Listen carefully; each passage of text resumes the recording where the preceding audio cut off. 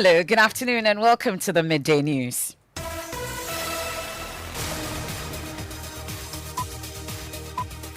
We're live from our studios here at Joy 99.7 FM here in Accra. In Kumasi is live on Love 99.5 FM and affiliates across the 16 regions of Ghana, including Radio Wa in Wa, Kpando FM in Kpando, and Gaskia FM in Techiman. You can also download the My Joy Online app from Play Store and App Store to listen live on the internet in this edition.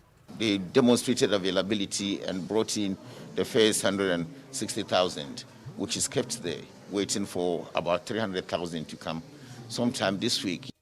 Immunologist cautions against the immediate use of Sputnik 5 vaccines expected to be received later this week, citing recent concerns raised by Brazilian authorities. Seem to be okay. With this new data coming out of Russia, of Brazil, it raises questions because we don't know which batch we are getting, right? We don't know if ours is compromised or not. And so as soon as there's an issue with a batch, then you pause using any of the vaccine. We have details as he calls on regulators to revisit the early approval of this particular vaccines. Also, former Special Prosecutor Martin Amidu joins list of Ghanaians criticizing nomination of Kisie Jabing as his successor. More on what he says will be the implications if it is upheld. Also, we'll tell you why Volta region received fewer ministerial appointments in President Akufo-Addo's second term. Most of the deputy ministerial appointments went to members of parliament. Volta region has only one. That one went to the only member of parliament that comes from the region. We hear from NPP National Chairman Freddie Blair, who says he was partly informed by the president's decision to cut down the size of his government in sports. GFA clarifies $25 million Black Stars budget. President Kete Kroko insists the amount will cover all national football teams. And later in the bulletin, we'll tell you about the presidential film pitch series, the first of its kind on the continent, instituted by President Akufo-Addo for budding filmmakers. And also,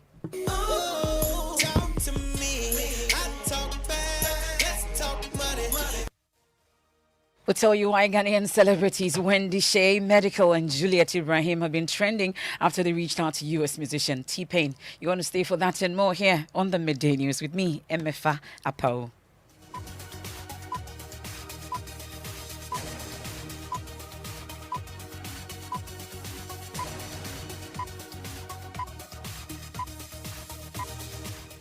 This is your home of bold and fearless journalism. Thanks for your company. This afternoon, an immunologist has cautioned against the immediate use of Sputnik 5 vaccines expected to be received later this week, citing recent concerns raised by Brazilian authorities. Now, authorities in Brazil have suspended the use of the vaccines in that country after they observed serious defects in people who receive that dose. Ghana will take delivery of 300,000 Sputnik 5 vaccines this week to get her vaccination program back on track due to cuts from India. We'll hear from Dr. Yao Bediako, who wants government to be cautious in administering the jabs in Ghana shortly. But first, though, listen to Health Minister Kweku Agyemang, who says the vaccines will arrive this week. We are trying to make efforts to try to get in the country some Russian-type Sputnik, though we have made initial approaches and expecting some shipments to come in. They demonstrated availability and brought in the first 160,000. Which is kept there, waiting for about 300,000 to come sometime this week. We were expecting about 2-3 weeks back, but we have faced challenges with vaccine availability and payment structures and things like that. I believe sometime this week we may receive the 300,000. Now listen to that caution from immunologist at the West Africa Center for Cell Biology and Infectious Pathogens, WACPIC, Dr. Yao Bediako. He wants government to be cautious in administering the jabs in Ghana. So I believe that we could. I mean, the tests that were done in Brazil, I believe, are within our capacity. Noguchi Memorial Institute, it has the capacity to grow viruses. I'm sure that this is something that could be done locally to see whether or not indeed this vaccine has replicating capacity. In terms of the 61 countries, we have to be very careful. Sputnik V has not been approved by any of the large continental bodies. It's not been approved by the WHO. It's not been approved by the US FDA. It's not been approved yet by the European Medical Agency. Yes, it has been approved in a number of different countries, including Ghana. But this is based purely upon the documentation submitted by the manufacturer and the clinical trials that were done. Many of the countries, that have approved it do not have the capacity to do detailed follow-up study. So they basically base their assessment upon what has been done elsewhere. Now, up until this Brazilian data came out, Sputnik V, and I was fully supportive of us using it because all the data suggested that it seemed to be okay. With this new data coming out of Russia, of Brazil, it raises questions. Now, it's possible that the batch that was used in the clinical trial was fine. Perhaps the batch that went to Brazil is compromised. So it may be a quality control issue. It may not be that all of the Sputnik V is bad, but it may be that there has been some issues with production. Now, that still raises questions because we don't know which batch we are getting, right? We don't know if ours is compromised or not. And so as soon as there's an issue with a batch, then you pause using any of the vaccine till you've identified where the problems are. So I think we have to be very, very cautious. Given that this information has come out before we've rolled out this vaccine, I think the prudent thing to do would be to wait for more investigations, especially as it's currently under review by a highly respected European medical agency. Let's see what they find out before we deploy it in Ghana. Or maybe even better, let us, we have some of it in stock. Maybe we can do some of these initial lab. You heard that Dr. Yao Bediako, an immunologist with the West Africa Center for Cell Biology and Infectious Pathogens, WACPIP, they're speaking on Joy News Desk with Bernice Abubedu Lanza. Let's get some assurances from the head of laboratory at the Food and Drugs Authority, Erica Karibuating. We're grateful for your time here on the Midday News, sir. So we know that the FDA did a thorough job and approved the Sputnik 5 vaccines back then under emergency use authorization. But with this new data coming out from Brazil, are we taking a second look at that approval? Yeah, good afternoon, MFR. I'm sure you heard what Yao just said. Yes, this vaccine was granted on an emergency use authorization based on the data that was submitted. That's both quality, safety, and then the clinical. Yes, if you look on the applications, we have about 11 manufacturing sites. If you look at what the Brazilians have said, they did not tell you the site which is coming from. And in Ghana, we know the sites that the vaccines that are coming to Ghana are supposed to come from. And you said, what I heard you say that defect in humans, but from the Brazilian, what they were saying is that they found a live virus.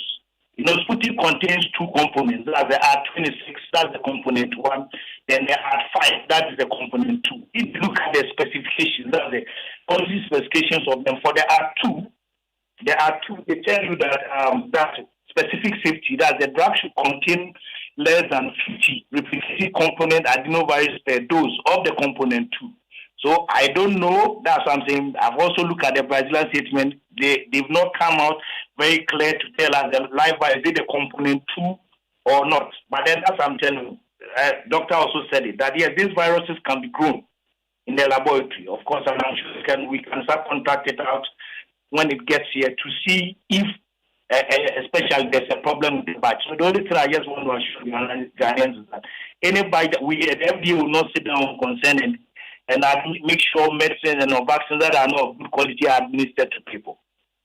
Well, as an ordinary Ghanaian listening, that part is all that we want to hear. But of course, we don't know which manufacturing site that Ghana is taking it from. You mentioned that there are 11 manufacturing sites. But what assurance are you giving us that when we receive the Sputnik 5 vaccines later this week, what processes will it go through? As an ordinary person, that's all we want to hear, that there's some assurance that what we are going to get will go through the proper authorization. That's all we want to hear. Yeah, and the point, that's why I'm also telling that we know the site that we have approved for the vaccines to come from.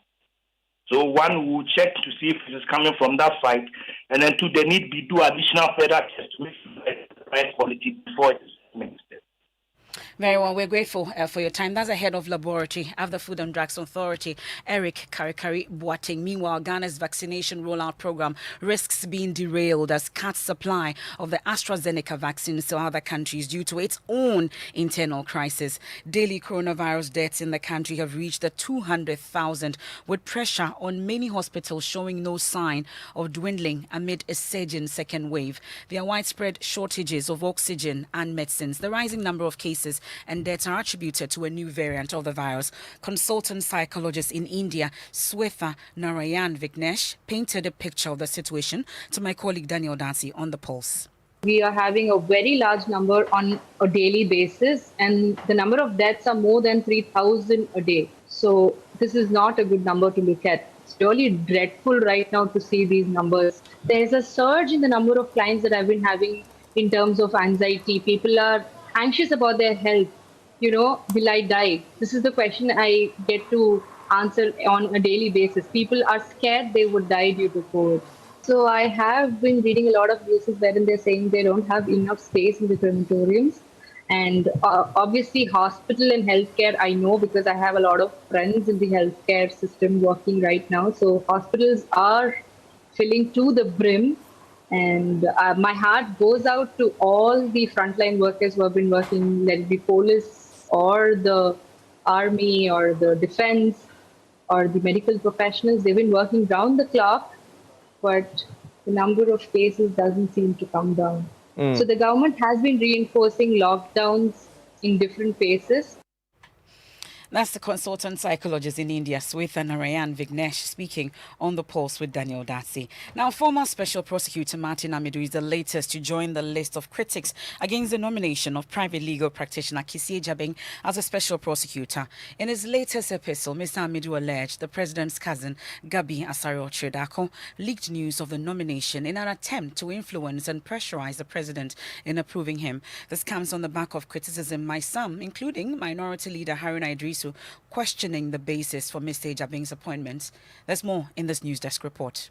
According to Mr. Amidu, records show the role the president's cousin, Gabi Asare-Otredako, who established Africa Legal Associates and Asase Radio, played with White and Case LLP of London, one of the foreign law firms, in the suspected corruption transaction. He claims Asase Radio is undertaking what he describes as political propaganda to prepare the minds of the Ghanaian and international public to accept Kissie Jabing. Mr. Amidu argues the nominee is a personal friend and classmate, the Attorney General, and Gabi Otredako, and accused the two of using the nominee to protect the actors involved in the corruption deal. His concerns come on the back of similar reservations expressed by Vice President of Policy Think Tank Imani Ghana Bryce Simmons, who believes Mr. Ejabin should recuse himself due to his closeness to Africa Legal Associates.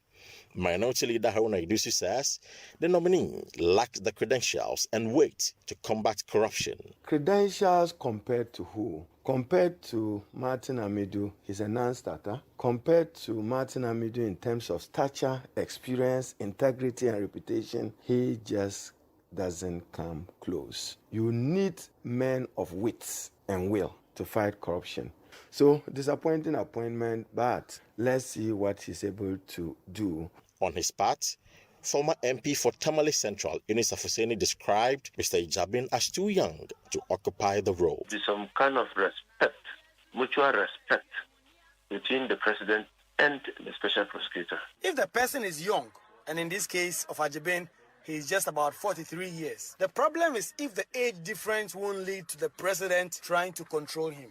Problem is the age difference between one and the president, and will it manifest in the president trying to control him? Because ultimately president no back. NASA News Desk report. We stay on the political front, and National Chairman of the governing New Patriotic Party, Freddie Blay, has explained that a decision by President Akufo-Addo to cut down on the size of government and appoint members of parliament as deputy ministers resulted in the Volta region receiving fewer ministerial appointments. Mr. Blay, who was reacting to an uproar on the fewer ministerial appointment from the Volta region, believes the situation would change in the future if the party wins more parliamentary seats. He was speaking to the media after an engagement with the NPP Volta regional and constituency executives in Ho. The Volta region, we have just a seat, as I'm telling you. The president made it his decision that he wants to cut down on the size of, because a lot of criticism in the past had been on against the size of the government. Now he made it as a policy to give deputy ministerial jobs to those who mainly are in parliament, except very professional positions. And apart from the Attorney General, then a couple of people, 2 or 3 people, most of the deputy ministerial appointments went to members of parliament. You could see that Volta region has only one ministerial position, and that one went to the only member of parliament that comes from the region. It's a pity. Next time, I believe there will be more positions or more ministerial and deputy ministerial positions from this region. And I believe they've already promised, the party has promised, they work harder, ensure that we have more ministers. And this government is more interested in ensuring that we develop as one nation and not just as individual regions. And it's not paying particular attention to any other region more than a particular region. I think development is being spread across all regions. That's the national chairman of the governing New Patriotic Party, Freddie Blay, there. Now, immediate past head of the UN Office for West Africa and the Sahel, Dr. Mohamed Ibn Chamba, says the Electoral Commission must work at restoring the strained relationship it has with opposition NDC. The 2020 polls was characterized by an acrimonious relationship between the NDC and the Electoral Management Body. The party has since indicated it will not engage the EC on any matter related to a review of the 2020 polls. Dr. Chambas, who spoke exclusively to Evans Mensah on PM Express, first explains how the current EC chairperson Jean Mensah and former EC chairperson became victims of politicking despite their competence.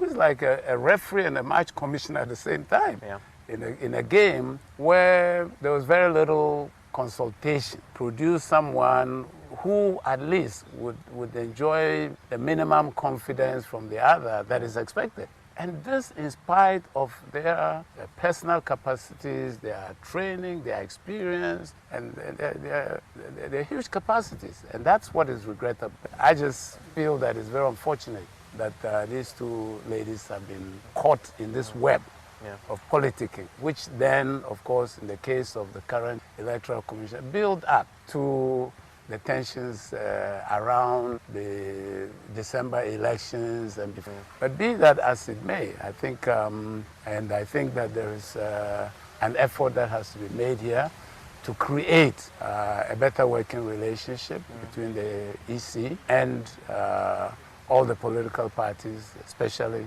the NDC in this case. That's the immediate past head of the UN Office for West Africa and Sahel, Dr. Mohamed Ibn Chambas, there speaking exclusively on PM Express with Evans Mensah. Now, we turn our attention to other stories, and in less than 24 hours, no prospecting, reconnaissance and exploration of minerals will take place in forest reserves as part of government's efforts to prevent illegal mining. Indeed, the Minerals and the Forestry Commission will no longer issue exploration and forestry entry permits until further notice, but there's a window of opportunity to continuous prospecting for gold for those already issued with these licenses. That is the new clarification provided by the Lands and Natural Resources Minister Samuel Abujinapo at a meeting with President Akufo-Addo and the 16 regional ministers yesterday. Listen. Having the opportunity, I'll just seek to clarify just one or two things which are already in the public domain, which is that under the instructions of the President, the Ministry of Lands and Natural Resources is issued policy directives in respect of forest reserves. There's been a bit of confusion about it, and I thought this is a good occasion to clarify. The first directive the President got us to issue is that moving forward, the Forestry Commission should not issue forest entry permits for purposes of mining in forest reserves. The process is such that the final permit one requires in order to be able to mine in a forest reserve is a forest entry permit. And so, as from I think about 2 weeks ago, there cannot be fresh mining in forest reserves. If you've had a mining lease, you've had a forest entry permit before this instruction was given, you are not affected. So the directive doesn't take retroactive effect. Now, government has declared water bodies and forest reserves a red zone, and as such, no activities inimical to the environment should take place. So what exactly will happen tomorrow with the coming into force of the administrative ban? The enforcement will be done. You've already seen what we are doing already. It's going to go on. The Forestry Commission itself have a guard, and they've been instructed to make sure that they enforce these laws. Other law enforcement agencies are being mobilized, and be rest assured that the instructions and the laws which have been put in place will all be enforced to the letter. Systematically, we have a program, we have a strategy, and we have a plan to make sure that we'll rid the water bodies of our country of mining. Now, concerns have been raised about the possibility of further exploitation of the forests and water bodies by those already granted prospecting license, and that's not affected by the ban. Listen to member of the Legal and Constitutional Committee of Parliament, Roxin Dafamakbo.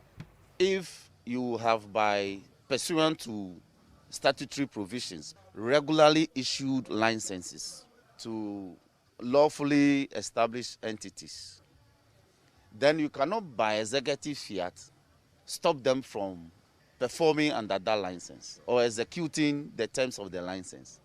That's my legal point.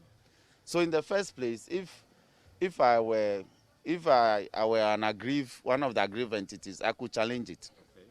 Yet, because in accordance with, I'm saying that it has to take a court of law to do this. Member of the Constitutional and Legal Affairs Committee of Parliament, Roxin Nelson Dapamakbo. This is the Midday News here on Joy 99.7 FM. Our top stories: immunologist cautions against the immediate use of Sputnik 5 vaccines expected to be received later this week, citing recent concerns raised by Brazilian authorities. But we've been hearing from the Food and Drugs Authority giving some assurances. And former Special Prosecutor Martin Amidu joins the list of Ghanaians criticizing nomination of Kisi Jabing as his successor. When we return from the break, I'll take you around the country and also sports, and then we'll tell you about the presidential film pitch series, the first of its kind on the continent, instituted by President Akufo-Addo for budding filmmakers. And also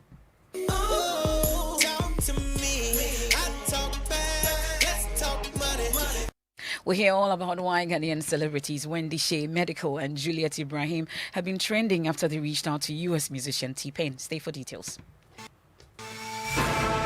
This bulletin is live in the Volta region on Jubilee Radio Keta, Volta Premier and Kekali Radio in Ho, Lolonyo FM in Hohoi, Pando FM in Pando, Fafa Radio in Joje, Radio Hogba in Angloga, Klenam Radio Bato, Victory FM Aplao. In the Eastern region, we're on K-Poly Radio in Koforidia. In the Northern region, we're on Bishara Radio, Radio 123 and Radio Justice in Tamale. And in Savannah region, we're on Inkelege FM in Bole. In the Upper East region, we're live on A1 Radio and Dreams FM in Bogatanga and Radio Fumbese in Fumbese. In Upper West, we're live on Radio Sonmale in Wa, Radio Freed in Nandom, Radio Wa in Wa, and Bolu FM in Bolu. In the Bono East region, we're on Gaskia FM in Techiman. In Bono region, we're on Sky FM and Parrot FM in Sunyai. Central region, we're live on ATL FM in Cape Coast. And in the Western region, we're on Radio Max in Takrady.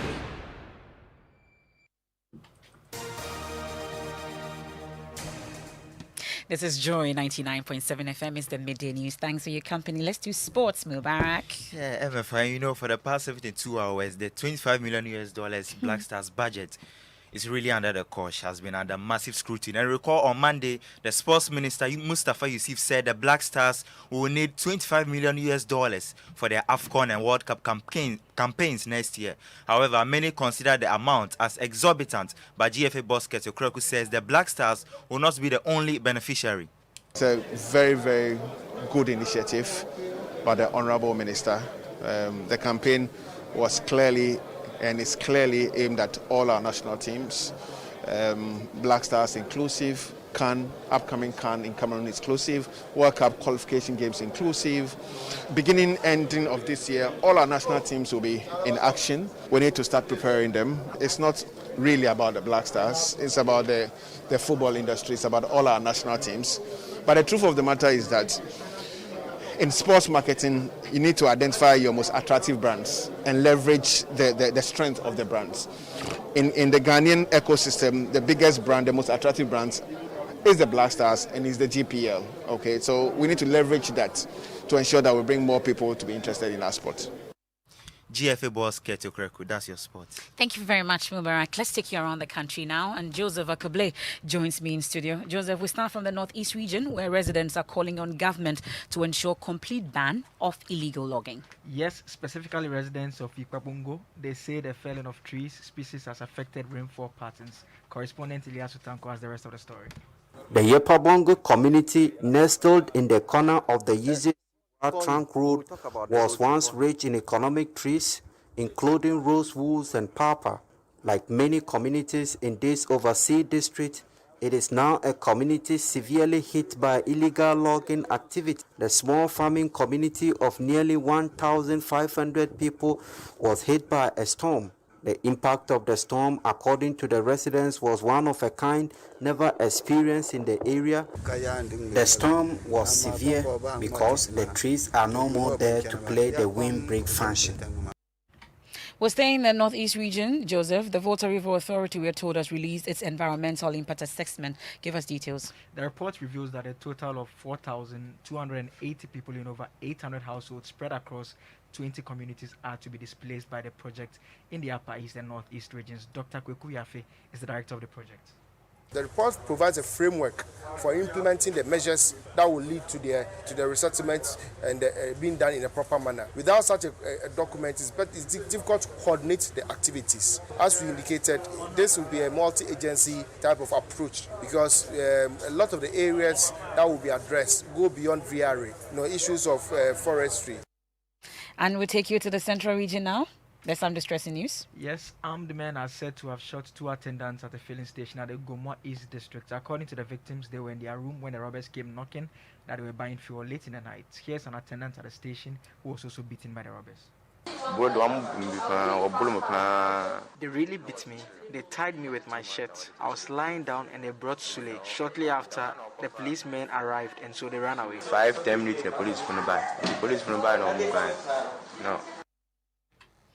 That's around the country with Joseph Akable. Thank you so much. Now, let's do showbiz at this point. And Mapitso Sibidi joins us in studio. But yesterday, she was at the Jubilee House where President Akufo-Addo launched the presidential film pitch series. Here's more.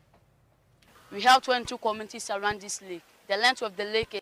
The journey to become the biggest film hub in West Africa begins with the Presidential Film Pitch Series, a project meant for entrepreneurs in the film sector to pitch their ideas and hopefully be chosen for the final cash prize. CEO of the National Film Authority, Juliet Asante, tells us more. It creates the marketplace for good ideas within the film ecosystem to align with the investment they need. The future looks bright for the creative arts industry. Minister for the sector, Mohammed Awal, tells us why. We want to help produce 200 Ghanaian movies every year, and that will generate approximately 40,000 jobs every year from the film sector alone. And in case you are wondering when the cinemas are reopening, here is what President Akufo-Addo had. I'd like to urge players in the sector to step up their entrepreneurial acumen. The opening of cinema is under constant review by the COVID-19 task force, and hopefully we'll hear from the task force very soon. Well, so that's what happened at the Jubilee House yesterday. Oh, Mapitso, you're there? It happened at the Marvin Pick Ambassador Hotel. Oh, okay. Yeah. And you still met the president? Oh, the president met me. And there's something trending on social media, Mapitso. Okay, so what's trending on social media? Right, so T-Pain uploaded a screen-recorded video of our popular entertainers. He failed to reply or acknowledge. So it's trending in Ghana because Wendy Shea, Medical, and Juliet Ibrahim were part of those celebrities. For example, Wendy Shea said, "Hello, Pain. My name is Wendy Shea, a big fan." We couldn't see the rest of the message. Medical said, "My idol. I'll be coming to the States in 2." We couldn't read the rest of the message. But the one that has got everyone talking is actress Juliet Ibrahim, who just said, "Hiya." That's all. So now, Oprezi on Twitter says, "Agenda aside, we all agree that Wendy Shea and Medical were trying to make good international connections with T-Pain, who is, of course, a bigger artist. Nothing wrong with what they did. We're proud of them for making great moves. Juliet Ibrahim, dear, she no be serious. Hire to who?" So that's what people are talking about on social media.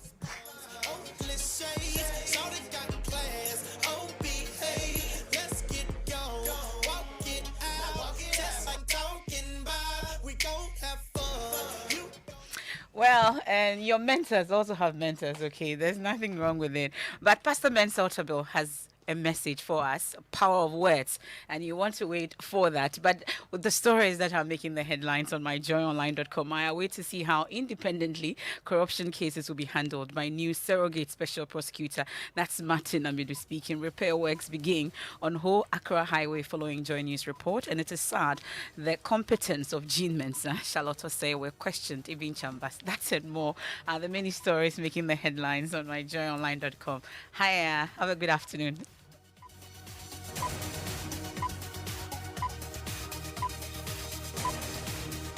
When you want it, just Momo it. When you tire for the long queue in the supermarket, just Momo it. And when you really want that beautiful new blouse too, just Momo it. And when you won't get that trim, when you go get fresh to impress, you know who, just Momo it. And when you need to pay that your utility bill and domestic staff set, just